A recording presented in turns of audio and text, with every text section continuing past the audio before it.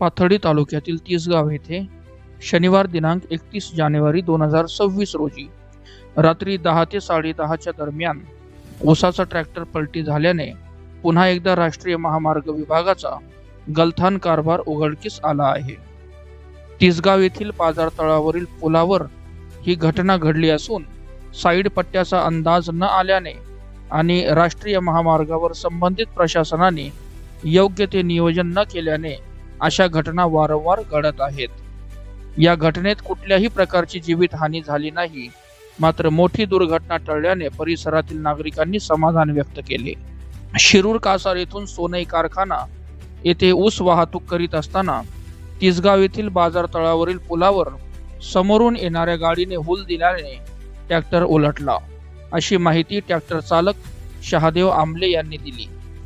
तिसगाव आणि परिसरात राष्ट्रीय महामार्गावर सतत होत असलेल्या अपघाताने नागरिक चिंताग्रस्त असून फक्त नावालाच महामार्ग आहे का, परंतु महामार्ग संबंधित कुठल्याही सुविधा, सूचना फलक, दिशादर्शक फलक नसल्याने वाहन चालकांना अंदाज न आल्याने अपघाताचे प्रमाण वाढत आहे.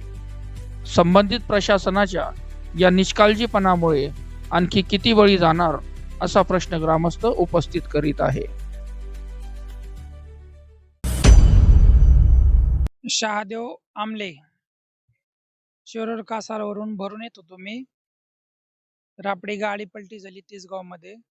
एक इंडिकावाल्याने आपल्याला ओव्हरटेक करताना साईडला दाबलेला आहे. आपल्या गाड्या पलटी झालेल्या आहेत. ऊस वाहतूक आपण सोनाईला चाललेलो आहोत, शिरूर कासारवरून नागरेचवाडी मधून. नुकसान काय, आपल्या गाड्या पलटी झाल्यात. आता काय नुकसान बघितलेलं नाही आपण. मोडतोड झालेली आहे आपल्या गाड्यांची.